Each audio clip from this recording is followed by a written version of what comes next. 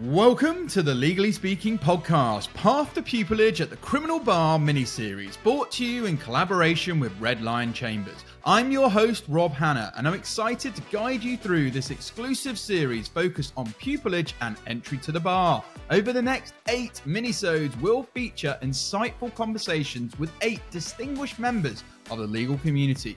As we approach the 2025 pupillage round, we'll delve into all the essential advice for prospective pupils, from preparing for interviews to handling rejections and uncovering top qualities necessary for success in chambers. This series is designed to provide you invaluable guidance and first-hand experiences to help you navigate your journey to the criminal bar. So tune in, take notes, and join us on this path to pupillage. Let's get started. So, please could you kindly introduce yourself, your name, title, and organisation?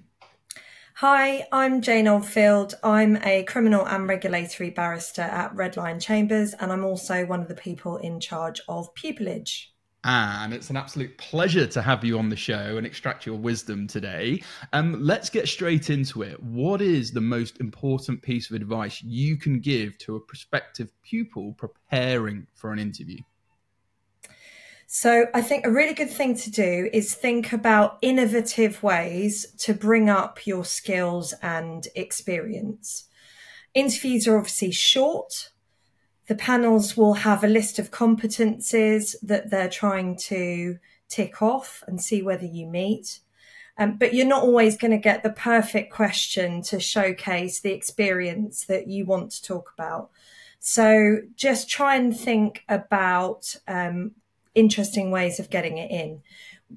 The panels may or may not have seen your application form. They may or may not have it with them in the interview. They certainly won't have an encyclopedic knowledge of it. So don't assume that everything you've put on your form they'll know about.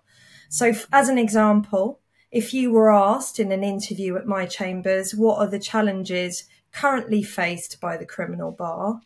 You might give an answer to the question and then at the end give an example of something when in your experience you have faced a challenge and thrived and done really well in meeting that challenge. So just bringing things in, even if you haven't been asked a specific question about it, is a really good thing to think about before a meeting.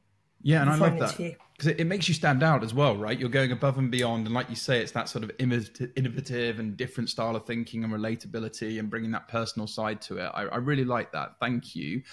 It's not plain sailing, though. Unfortunately, people do face rejections. So what advice would you give to a pupil that gets a rejection? Well, the first thing to say is that you will inevitably get rejections. It is utterly impossible to go for every single thing and get every single one. It's just not going to happen. So you're going to have to deal with rejection. My tip, very easy to say, very hard to put into practice, is try not to take it too personally. And I'm saying this from the point of view of someone who has been interviewing prospective pupils now for years and years. We receive hundreds of applications and we're trying to whittle it down to only 2 or sometimes 3 pupils. So we are going to have to turn down a mass of people. It's just totally inevitable. And just to let you into probably not so much of a secret, it's really hard interviewing. It's really hard. You have a very limited period of time with someone. You don't really get to know them. You're only asking them a very limited number of questions. And we're trying to assess in that short space of time whether you're going to make a good pupil. We're trying to make the right decision. We're taking it all very seriously. And it's very important to us to get the right people. But there are lots of fantastic people we'll be seeing, and we have to choose between them.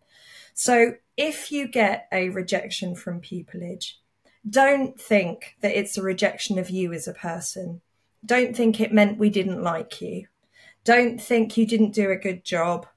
Don't think that you didn't give some really good answers, because I'm sure you will have done. It's just that we know so little of you. It can't possibly be a rejection of you as a person.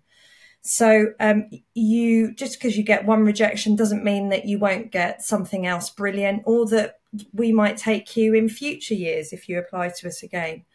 So that would be my main piece of advice. And obviously, if it makes you feel any better, I got lots of rejections and have now been doing this for 20 years or so. So you'll get there. And highly successful. And again, great sort of knowledge sharing there and experience. And, it's well used, but, your example, rejection is redirection, something else, the next door is ready for you. And you also gave a really good point. And I say the value of relationships. A no is not necessarily a no forever. And like you say, if you give a good account of yourself and maybe it's just a couple of things that you can go away and work on, you never know, you could knock on the door later down in life and preserve that relationship. Okay, so let's ask some qualities then, because these are really what are probably going to separate people apart. What are top 3 qualities you believe are essential for a pupil to succeed upon joining a Chambers? So my top 3 qualities for pupils would be: number 1, enthusiasm to do the job; number 2, ability to take on board feedback; and number 3, good interpersonal communication skills. And just to expand on those slightly, firstly, enthusiasm to do the job. It creates such a great impression, and you will really be winning people over if you are just really keen to be there and to learn and to eventually go on to be a barrister. It's we don't always see it, unfortunately. And of course, it's a nerve-wracking time. You will have bad times, you'll have good times, but that underlying enthusiasm to do the job is really infectious. So ability to take on board feedback. It's a very steep learning curve as a pupil, really steep learning curve. You will be constantly learning things. And obviously, you're not going to come into pupillage knowing how to do everything from the very beginning without being taught. So really listen to what you are being told in terms of feedback and try and work on it. Don't take it as criticism. Don't take it negatively. It's all to help you develop and be the best that you can be. And then the third one was good interpersonal communication skills. You're going to be dealing with colleagues in chambers. You're going to be dealing with clerks. You're going to be dealing with clients. You're going to be dealing with solicitors, all with all sorts of different backgrounds and experiences.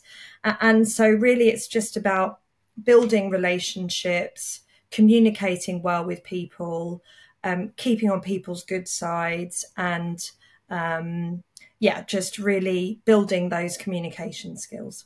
Yeah, it's so important, and I really appreciate you stressing that. And I'm going to be cheeky because our Eagle listeners will say, but you started at interviews, Rob. What about the applications? So, could you give one top tip? Because you mentioned you get hundreds and hundreds and hundreds of applications.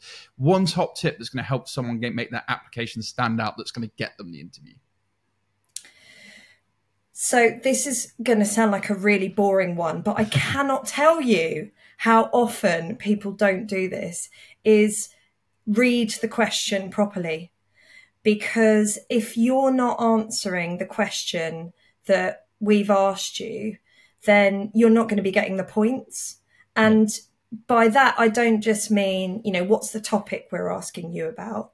But if you are being asked to give examples, then make sure you give the examples, because you're just losing points easily by not answering the questions in that way. So that would be my top tip.